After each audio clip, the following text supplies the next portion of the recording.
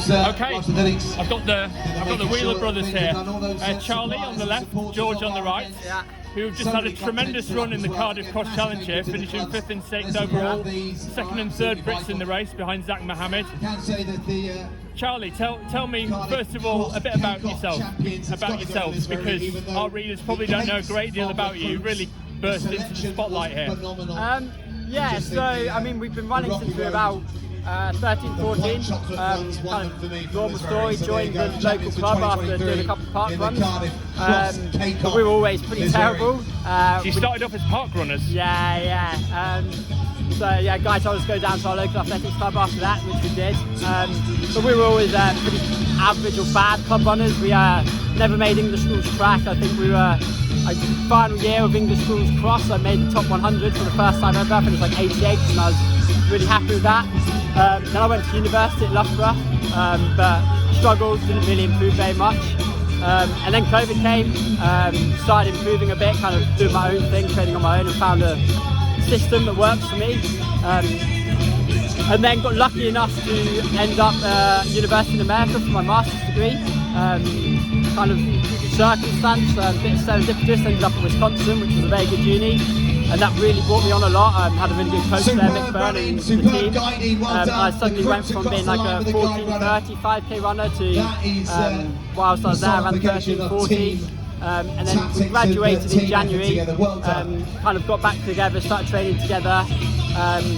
Went indoors, had my first kind of, I guess, slightly breakout race in the UK, came third in British Champs indoors, and that led into a decent outdoor season. I ran 13:25 for 5k, but then struggled the back half of last year, so then just tried to get back into the swing of things here, and that seems to be paying off again. But yeah, it's been good training together again the last year since coming back from America. George, give me a bit of an insight into your background. Yeah, so very similar. Well, you went to different unis in America. Yeah, Charlie was going to me, Lamar down in Texas, so he was really cold, I was really hot. But yeah, both graduated in December, both came back. US, I got a lot better out there. I didn't get to show it so much. I wasn't in as high quality races, and I mean, I didn't get as good as he did, so I struggled a bit coming back. But the last year, sort of training since December, since we graduated, training with him again, we've caught him up, I like to think, and we're sort of neck and neck now. And yeah, I guess this is my first better race in a long time. So your PBs aren't that similar, but no, you reckon actually ability-wise you're very level. He's 30, 25, 5 I'm 30, 47, but yeah. I don't think I'm far closer to that now. So I mean, we went to see indoors in a few months, but yeah, I like to think we're pretty neck and neck again. So. Now everybody, including myself, just assume you're twins, but you're not twins, are you? No, we are twins, but we're not identical twins. Oh, okay. So everyone thinks we're identical, but we're not. This is getting confusing now. Yeah. Well, as we say, even our parents still get confused. So yeah, no, we are twins, but not identical. I think the fact you've got similar haircuts and you've got the kind of Prefontaine moustache going on. We don't help people. It's the most similar we've looked in a long time, to be fair. Do you always try and race at similar places as well, or do you often go different paths? No, now that we're back training together and kind of we do most of our coaching ourselves, obviously we talk to other coaches like Carl Bennett at Loughborough, my coach back in Wisconsin, I bounce ideas off, but yeah, we mainly plan our seasons ourselves, and so we train together, race together, go to the same places.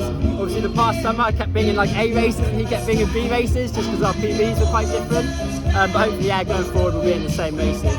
And also yeah, hopefully first and last time that he beats me again. So, it's not the first time, it was the first time in a while. Well, what's your plans coming up now? What races have you got coming up? So I guess Liverpool's the big one in 2 weeks. Try and run as well as possible there. You're on everyone's radar now, though. Oh yeah. We've never made a team before, never had anything. I like being an underdog, but yeah, I guess we put our names in the hat now, I guess. But hopefully we won't be miles away from that team. And then Telford, yeah, and then okay, and then indoors after that. Yeah, so Telford 10k, that's a December event as well, isn't it? Yeah, same weekend as Eurocross. Oh, okay. Do one of those two. I mean, obviously it's a big. Very unlikely we'll make that cross team, but we're going to try, and if not it'll be Telford 10k. We don't see ourselves as cross runners, we're like pretty terrible in the mud. I was going to ask you what your ambitions are. Is it to make an impact on the track or on the roads? Sure. I like to think we're track runners. Yeah. My big goal this winter is if I can save up enough money, I want to head out to BU in February and get in the fast 5k out there. Yeah, okay. Feb 10th or something, I want to try and break 13:20. and I mean, it's a long way off time-wise, but obviously the Olympic standard is 13:05. I want to just chip away at my 5k time and get as close to that as possible. You know, if I can find some money from somewhere to get away for a camp, hopefully that can help develop me. But yeah, just balancing work and running at the moment. I'm just going to chip away as much as possible at my 5k time. I see myself as a 5k runner. And I like to think whatever he can run, I can run. It doesn't look that way on paper at the moment, but I know I can. So. I was going to ask if you guys, you can't be full-time runners, can you? Are you working part-time as well? Yeah, part-time at the moment. I'm kind of 3 days a week at the moment, Monday, Wednesday, Thursday. I pick those days because our session days are Tuesday, Friday, so I can kind of balance training and work. But yeah, because I'm only working 3 days, you know, the income's not that much, so it just about covers expenses. At Interesting jobs or quite mundane? No, mundane. So I'm a national diabetes prevention practitioner. So people get referred to these diabetes prevention seminars from like the GPs and stuff, and I deliver educational behavioural change stuff. I've actually enjoyed it a bit more than I thought I would, to be honest. So that's just 3 days a week. But yeah, 3 days. But it's 0 hours, so I can kind of pick shifts when it suits me, which is nice. So I can like take days off if I need to travel for races and stuff. What do you do, George? I'm applying and I've got loads of interviews. I've had a few, I've got a few more. So you're on the job hunt at the moment? Yeah, I'm an environmental scientist by degree. Okay. So I'm trying to get something in that field. I've been covering his bills at the moment. Yeah, he's been helping me out.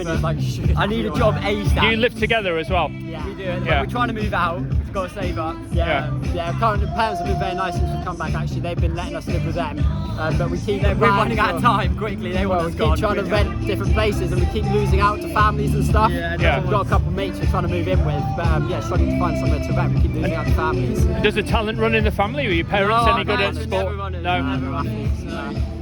Our dad took us on to park runs and just went. I like to think I was a footballer when I was younger, but that didn't work out. So I went to a park run and that was it really. Our parents weren't really runners. Excellent. Well, good luck in Liverpool. Thank you very much. Appreciate it.